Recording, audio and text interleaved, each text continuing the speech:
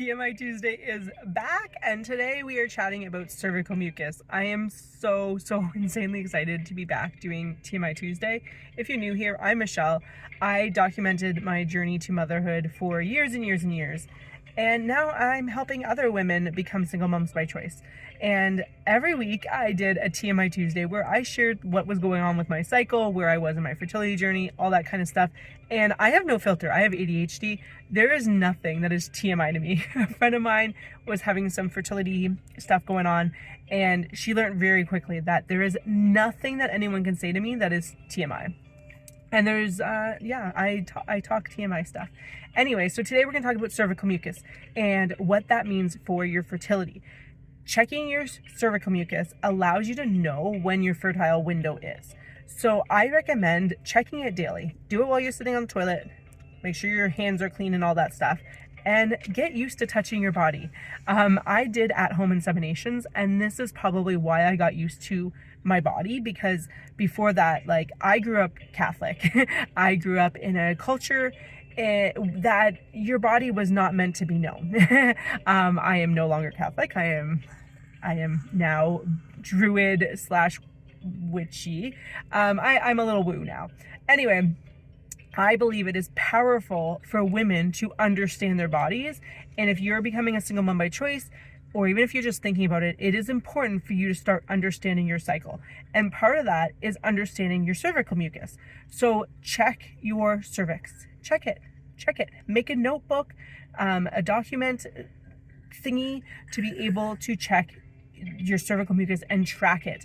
There's lots of apps out there. I haven't really looked into apps recently, but I have some that were recommended to me. I've had a hysterectomy now, so I don't track, but I still have one ovary, and let me tell you, I know when I am ovulating, because I still ovulate because I have an ovary. It just goes off into the Netherlands. So the first stage is when you are not anywhere near ovulation. You are going to be dry, or you're going to have like a little bit that's like sticky, but you are going to notice that there's not much happening.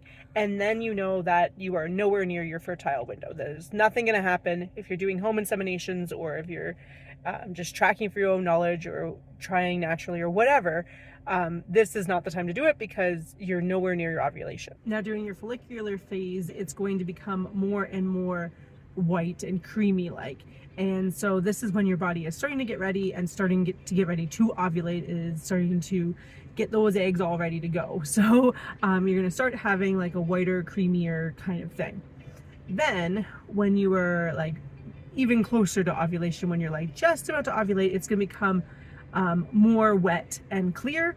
And then when you separate it, it's going to go a little bit, how do I put it in a, I mean, it's TMI Tuesday, so it's gonna spring. It's gonna like stretch. But then once you are ovulating, like peak ovulation, that is when it's gonna be what's called egg white cervical mucus. You're gonna see that all over the place. EWCM. CM is cervical mucus. EW is egg white. And this is gonna stretch like really well. It's gonna be very much like an egg white. And this is your peak fertile time. So ideally, if you're doing home inseminations, you're going to want to do it like right before that time. Your peak time for conception is that egg white cervical mucus. So you are doing home inseminations, you want to make sure that the moment you have that, you want to do a home insemination. If you can't quite time it properly, try to time it that you're doing it right before that. So when you have that clear, wet and clear kind of CM, that's when you're going to want to do it, because you want to be able to have swimmers. You want sperm there when you ovulate. You don't want to miss that window. You don't want your body to ovulate, have nothing there, and move on with life. So it's better to do it a little bit before ovulating. If the insemination happened during that fertile stuff, so like at least the wet and clear, but ideally closer to that egg white cervical mucus, the sperm can live like 3 to 5 days. So ideally the sperm will be there waiting for you to ovulate, because once you miss your ovulation window, you're kind of screwed.